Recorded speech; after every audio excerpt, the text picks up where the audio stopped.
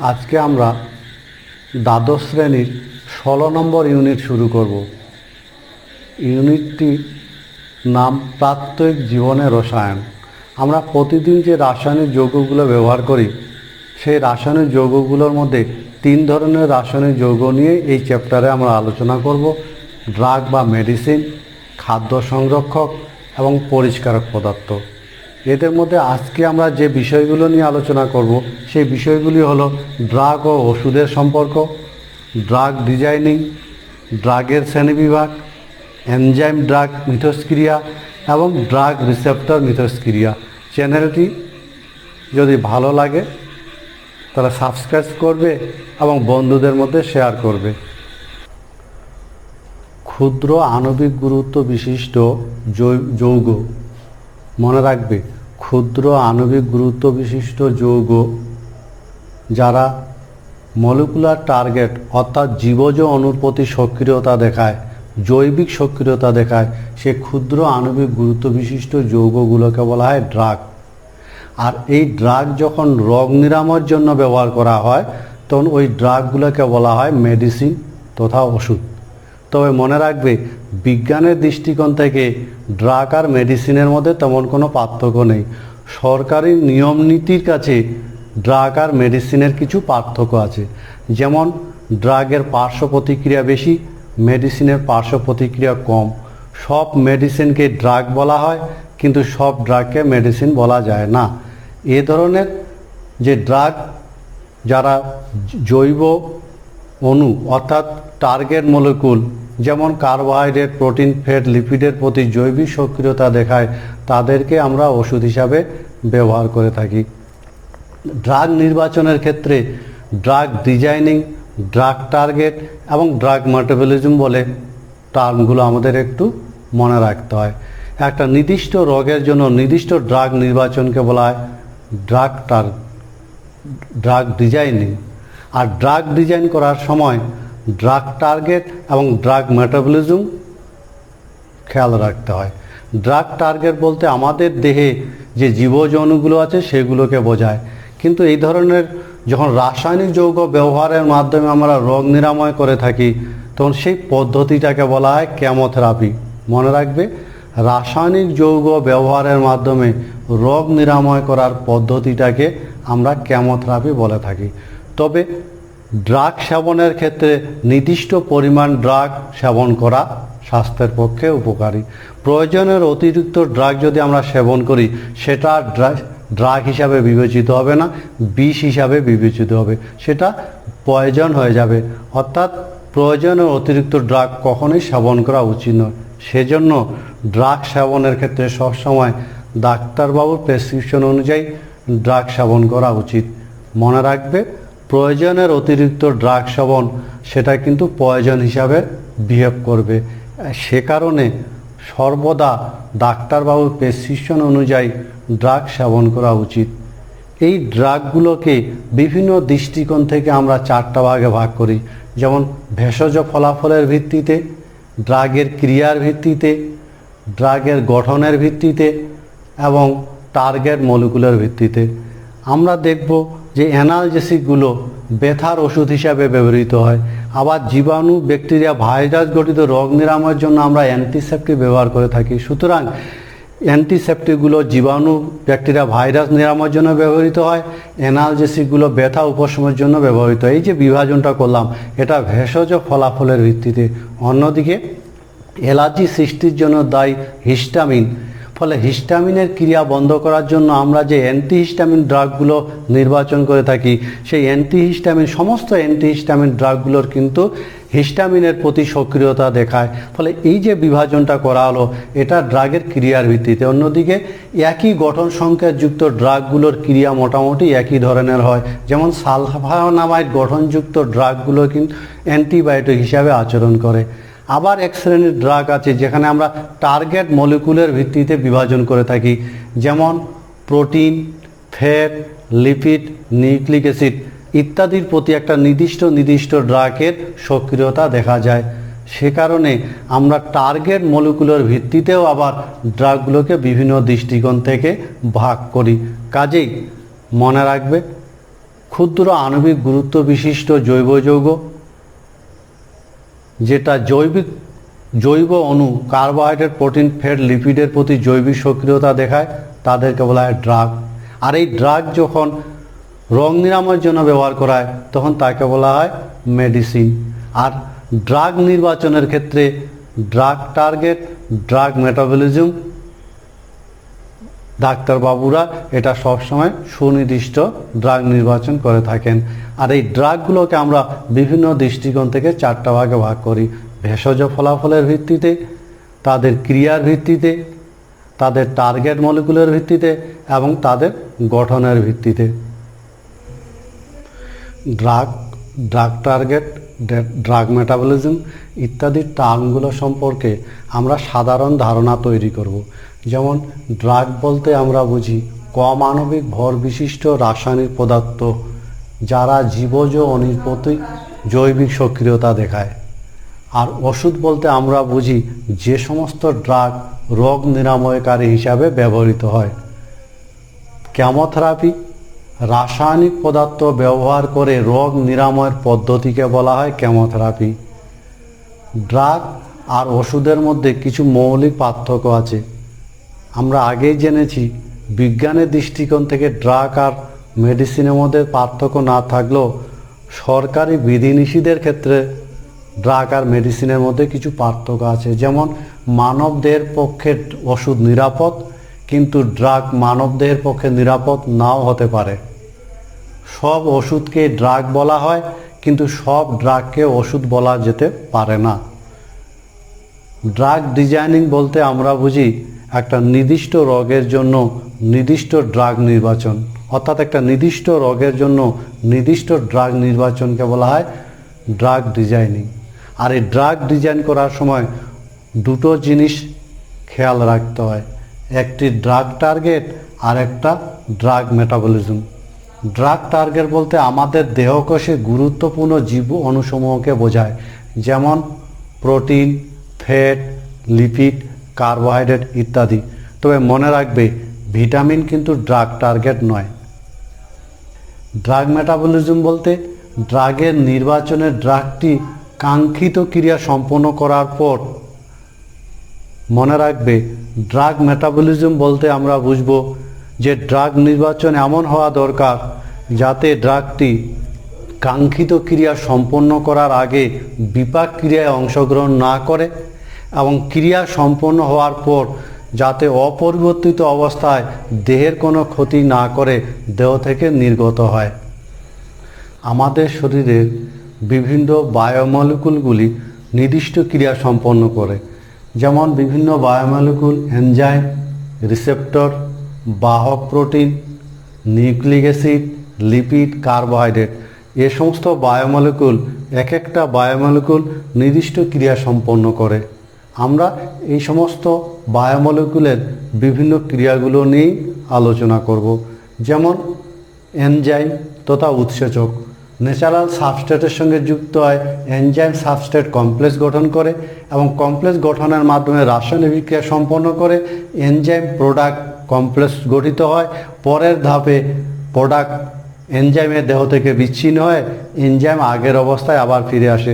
সুতরাং শরীরে এনজাইমের প্রধান কাজ হলো জৈবিক বিক্রিয়ার হারকে বহুগুণ বাড়িয়ে দিয়ে ক্রিয়া সম্পন্ন করা। অন্যদিকে রিসেপ্টর দুটো নিউরন বা একটা নিউরন এবং একটা পেশির মধ্যে সংযোগ রক্ষা করে, অর্থাৎ এই সমস্ত প্রোটিন ধর্মী অণু বা বায়োমলিকুল শরীরের বিভিন্ন অংশের মধ্যে সংযোগ রক্ষা করে। সুতরাং রিসেপ্টরের প্রধান কাজ হলো শরীরের বিভিন্ন অংশের মধ্যে সমন্বয় সাধন তথা সংযোগ রক্ষা করা। পরে ক্যারিয়ার প্রোটিন বা বাহক প্রোটিন কোষ ঝিল্লির কোষ পর্দার একদিক থেকে আরেক দিকে কেবলমাত্র ধ্রুবীয় অণুর আদান প্রদান করে, অধ্রুবীয় অণুর কিন্তু আদান প্রদান ঘটাতে পারে না। ফলে কোষ ঝিল্লির একদিক থেকে আরেক দিকে ধ্রুবীয় অণুর আদান প্রদান করা হলো বাহক প্রোটিনের প্রধান কাজ। বাহক প্রোটিনের পরে আমাদের নিউক্লিক অ্যাসিড, কোষের যে বংশগত ধারক বাহক গুপ্ত সংকেত বহন করা হলো নিউক্লিক অ্যাসিডের প্রধান কাজ। সুতরাং কোষের গুপ্ত সংকেত বহন করা নিউক্লিক অ্যাসিডের কাজ। লিপিড, কার্বোহাইড্রেট এরা কিন্তু কোষ পর্দা গঠনে মুখ্য ভূমিকা পালন করে। সুতরাং বিভিন্ন জৈব অণু তথা বায়োমলিকুলগুলো দেহের নির্দিষ্ট ক্রিয়া সম্পন্ন করে। জীবজ অণুসমূহের ক্রিয়া। জীবজ অণু বলতে এনজাইম, রিসেপ্টর, বাহক প্রোটিন, নিউক্লিক অ্যাসিড, লিপিড ও কার্বোহাইড্রেট জাতীয় জীবজ অণুগুলোকে বোঝায়। এরা নির্দিষ্ট ক্রিয়া সম্পন্ন করে। যেমন এনজাইম, প্রোটিন জাতীয় অণু যারা জৈব অনুঘটক হিসেবে কাজ করে, অর্থাৎ যে সমস্ত প্রোটিন জীবদেহে জৈব অনুঘটক হিসেবে কাজ করে, জৈবিক ক্রিয়ার হারকে বহুগুণ বাড়িয়ে দেয়, সেই সমস্ত প্রোটিনকে বলা হয় এনজাইম তথা উৎসেচক। রিসেপ্টর, সেই সমস্ত প্রোটিনকে রিসেপ্টর বলা হয় যারা শরীরে যোগাযোগ রক্ষা করে, অর্থাৎ যে সমস্ত প্রোটিন অণু সারা শরীরের মধ্যে যোগাযোগ রক্ষার কাজ করে, সেই সমস্ত প্রোটিন অণুকে বলা হয় রিসেপ্টর। বাহক প্রোটিন, আর এক ধরনের প্রোটিন অণু আছে যারা ধ্রুবীয় অণুকে মেমব্রেন তথা ঝিল্লির একদিক থেকে অন্য দিকে নিয়ে যায়, অর্থাৎ যে সমস্ত প্রোটিন অণু কেবলমাত্র ধ্রুবীয় অণুগুলোকে, অধ্রুবীয় অণুকে কিন্তু নয়, ধ্রুবীয় অণুকে মেমব্রেন তথা ঝিল্লির একদিক থেকে আরেক দিকে নিয়ে যায়, সে সমস্ত প্রোটিন অণুকে বলা হয় বাহক প্রোটিন। নিউক্লিক অ্যাসিড যারা কোষের গুপ্ত সাংকেতিক তথ্য বহন করে, সেই সমস্ত প্রোটিনকে বলা হয় নিউক্লিক অ্যাসিড। কার্বোহাইড্রেট ও লিপিড এরা কোষ ঝিল্লি গঠনে অংশগ্রহণ করে। সুতরাং বিভিন্ন ধরনের জীবজ অণুগুলো নির্দিষ্ট ক্রিয়া সম্পন্ন করে। এনজাইম জীবদেহে দু ধরনের ক্রিয়া সম্পন্ন করে। এনজাইম জৈব অনুঘটক হিসাবে কাজ করে এবং এনজাইমের দেহে এমন একটা সাইড থাকে, এমন একটা অংশ থাকে যেটা ন্যাচারাল সাবস্ট্রেটের সাথে পরিপূরক, তালা চাবির মতন। এনজাইমের এই অংশটা, যে অংশটাতে রাসায়নিক বিক্রিয়া সংঘটিত হয়, সেই অংশটাকে বলা হয় অ্যাক্টিভ সাইট। অ্যাক্টিভ সাইজের যে সাইজ, সেটা একদম সাবস্ট্রেটের সাইজের সঙ্গে পরিপূরক, ঠিক তালা চাবির মতন একে অপরের সঙ্গে পরিপূরকভাবে অ্যাক্টিভ সাইডে অবস্থান করতে পারে। এবং এই ধরনের অ্যাক্টিভ সাইডের যখন ন্যাচারাল সাবস্ট্রেট এসে অবস্থান করে, তখন জৈবিক বিক্রিয়ার হার বহুগুণ বেড়ে যায় এবং এখানে এনজাইম সাবস্ট্রেট কমপ্লেক্স তৈরি হয়। এখানে বিভিন্ন ধরনের বন্ধন ক্রিয়াশীল হয়, যেমন আয়নীয় বন্ধন, যেমন হাইড্রোজেন বন্ধন, ভ্যান ডার ওয়ালস বন্ধন ইত্যাদি বন্ধন গঠনের মাধ্যমে এনজাইম সাবস্ট্রেটের সঙ্গে যুক্ত হয়। ফলে এনজাইম মূলত দুটো ক্রিয়া সম্পন্ন করে। একটা হলো সাবস্ট্রেটের সঙ্গে যুক্ত হয় রাসায়নিক বিক্রিয়া সম্পন্ন করা, আর একটা হলো এনজাইমের মধ্যে যে অ্যামিনো অ্যাসিডগুলো আছে তাদের বিক্রিয়া সংগঠিত করার জন্য নির্দিষ্ট কার্যকরী গ্রুপ সরবরাহ করা।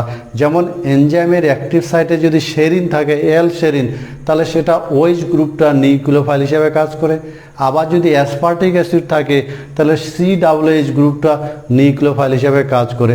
ফলে এনজাইমের দুটো ক্রিয়ার মধ্যে প্রথম ক্রিয়া হলো সাবস্ট্রেটের সঙ্গে যুক্ত হয় ক্রিয়া, রাসায়নিক বিক্রিয়া সম্পন্ন করা, আর দ্বিতীয় কাজ হলো এ ধরনের রাসায়নিক বিক্রিয়া সম্পন্ন করার ক্ষেত্রে কার্যকরী গ্রুপ সরবরাহ করা।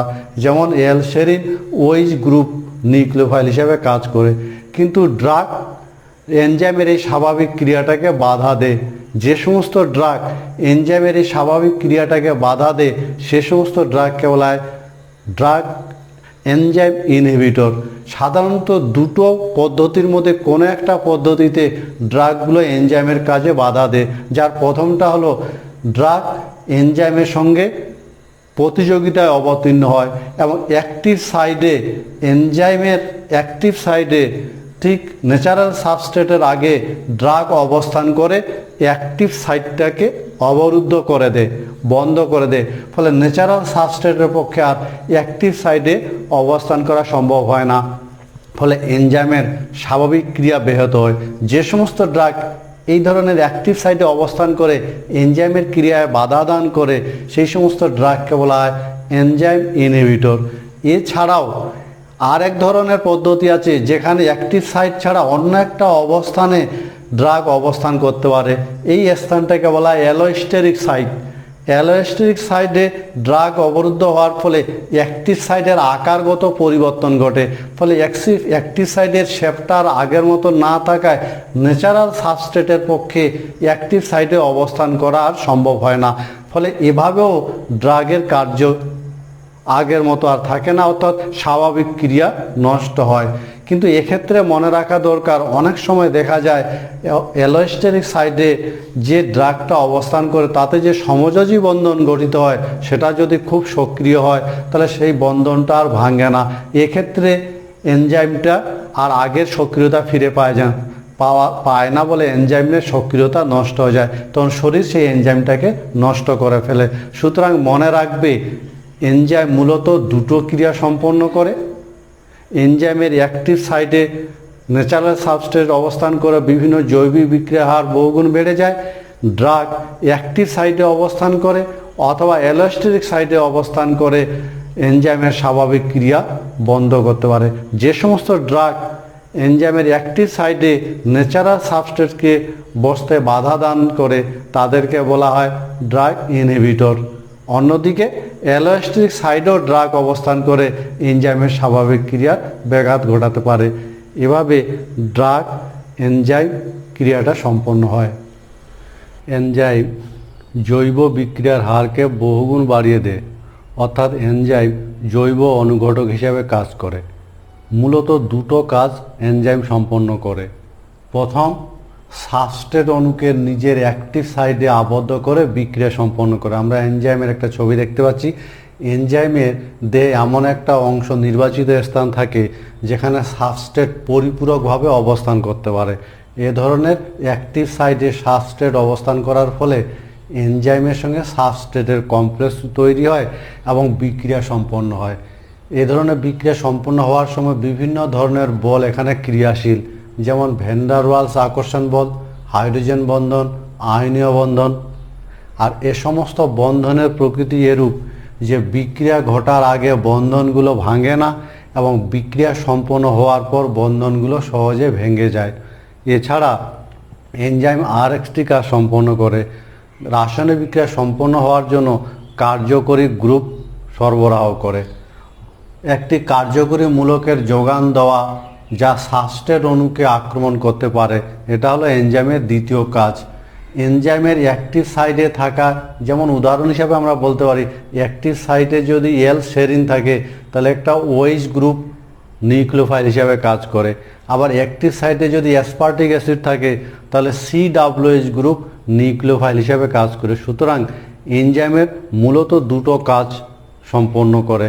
প্রথমটি হলো সাবস্ট্রেটকে নিজের দেহে আবদ্ধ করে বিক্রিয়া ঘটাতে সাহায্য করা, আর দ্বিতীয় এ ধরনের বিক্রিয়ায় কার্যকরী মূলকের যোগান দেওয়া। এনজাইম সাবস্ট্রেট মিথস্ক্রিয়া। আমরা এনজাইমের দুটো কাজ দেখলাম। ড্রাগ এনজাইমের এই দুটো কাজের মধ্যে যে কোনো একটিকে বাধা দিতে পারে, অর্থাৎ ড্রাগ এনজাইমের দুটি কাজের মধ্যে যে কোনো একটিকে বাধা দিতে পারে। প্রাকৃতিক সাবস্ট্রেটের সঙ্গে ড্রাগ কম্পিটিশনে অবতীর্ণ হয় এবং শেষে ড্রাগ জয়লাভ করে। এনজাইমের অ্যাক্টিভ সাইডে ড্রাগ অবস্থান করে, ফলে সাবস্ট্রেট অ্যাক্টিভ সাইডে অবস্থান করতে পারে না বলে ড্রাগ এনজাইমের কাজে বাধা দান করে। অ্যাক্টিভ সাইডে ড্রাগ অবস্থান করে এনজাইমের কাজে বাধা দান করে। এ ধরনের ড্রাগগুলোকে বলা হয় কম্পিটিটিভ ইনহিবিটর। ড্রাগ অনেক সময় অ্যালোস্টেরিক সাইট বলে একটা অংশ আছে, সেখানে অবস্থান করেও এনজাইমের কাজে বাধা দান করতে পারে। ড্রাগ অনেক সময় অ্যালোস্টেরিক সাইটে অবস্থান করে অ্যাক্টিভ সাইটের আকারের পরিবর্তন ঘটিয়ে এনজাইমের কাজে বাধা দেয়। ড্রাগ এনজাইম বন্ধন যদি শক্তিশালী সমযোজী বন্ধন হয় তখন ড্রাগ এবং এনজাইমের মধ্যে বন্ধনটা আর ছিন্ন হয় না, ড্রাগ স্থায়ীভাবে অবরুদ্ধ বা ব্লক হয়ে পড়ে।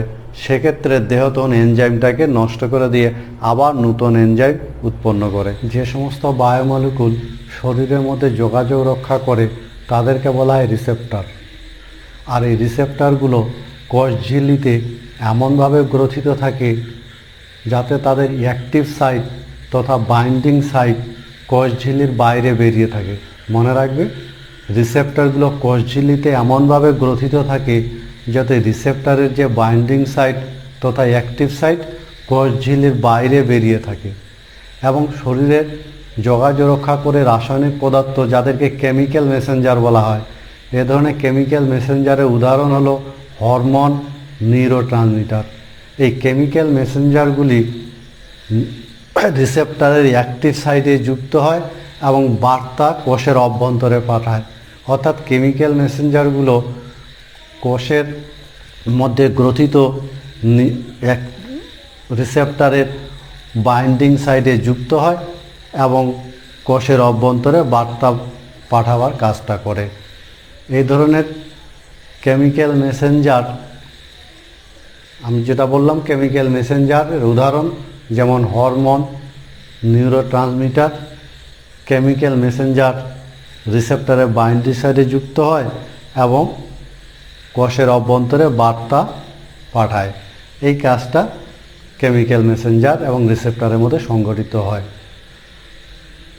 আমরা যে ড্রাগ ব্যবহার করি সেই ড্রাগ রিসেপ্টরের সাথে যুক্ত হওয়ার উপর ভিত্তি করে আমরা ড্রাগগুলোকে দুটো ভাগে ভাগ করি, অ্যান্টাগনিস্ট আর অ্যাগনিস্ট। মনে রাখবে যে রিসেপ্টরের সাথে ড্রাগের ইন্টারাকশনের উপর ভিত্তি করে আমরা ড্রাগকে দুটো ভাগে ভাগ করি, অ্যান্টাগনিস্ট আর অ্যাগনিস্ট। যে সমস্ত ড্রাগ রিসেপ্টরের বাইন্ডিং সাইটে যুক্ত হয়, রিসেপ্টরের কার্যকারিতা হ্রাস বা বন্ধ করে, সে সমস্ত ড্রাগকে বলা হয় অ্যান্টাগনিস্ট।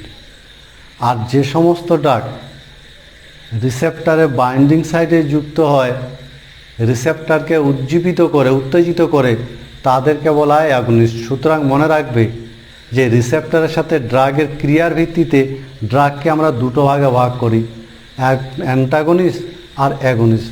অ্যান্টাগনিস্ট ড্রাগের ক্রিয়া, অ্যান্টাগনিস্ট রিসেপ্টরের ক্রিয়া বন্ধ করে আর অ্যাগনিস্ট রিসেপ্টরকে উত্তেজিত করে। রিসেপ্টরগুলি শরীরের মধ্যে যোগাযোগ রক্ষা করে এবং এই রিসেপ্টরগুলি কোষ ঝিল্লিতে এমনভাবে গ্রথিত থাকে যাতে তাদের অ্যাক্টিভ সাইট তথা বাইন্ডিং সাইট ঝিল্লির পৃষ্ঠতলের বাইরে থাকে। কেমিক্যাল মেসেঞ্জার বাইন্ডিং সাইটে যুক্ত হয়, বার্তা পাঠায়। অর্থাৎ রিসেপ্টরের যে বাইন্ডিং সাইট কোষ ঝিল্লির বাইরে বেরিয়ে থাকে, সেই বাইন্ডিং সাইটের সাথে কেমিক্যাল মেসেঞ্জার যুক্ত হয়, কোষের অভ্যন্তরে বার্তা পাঠায়। হরমোন, নিউরোট্রান্সমিটার হলো কেমিক্যাল মেসেঞ্জারের উদাহরণ। রিসেপ্টরকে সক্রিয়করণের মাধ্যমে কেমিক্যাল মেসেঞ্জারগুলো বার্তা পাঠায়। যে সমস্ত ড্রাগ রিসেপ্টরের ক্রিয়া বন্ধ করে তাদেরকে বলা হয় অ্যান্টাগনিস্ট। আবার যে সমস্ত ড্রাগ রিসেপ্টরকে উত্তেজিত করে তাদেরকে বলা হয় অ্যাগনিস্ট। হরমোন ও নিউরোট্রান্সমিটার এরা কিন্তু একই কৌশলে ক্রিয়া করে, যদিও হরমোনের ক্রিয়া দ্রুত এবং নিউরোট্রান্সমিটারের ক্রিয়া ধীরে হয়। রিসেপ্টর শরীরের সব অংশে কিন্তু সমানভাবে গ্রথিত থাকে না। আমরা এই ছবিটার দিকে যদি দেখি তাহলে এভাবে কিন্তু কোষ ঝিল্লির বাইরে বাইন্ডিং সাইটটা, রিসেপ্টরের বাইন্ডিং সাইট কোষ ঝিল্লির বাইরে থাকে এবং এক্ষেত্রে যে ড্রাগ রিসেপ্টরের বাইন্ডিং সাইটে যুক্ত হয় রিসেপ্টরের ক্রিয়া প্রভাবিত করে।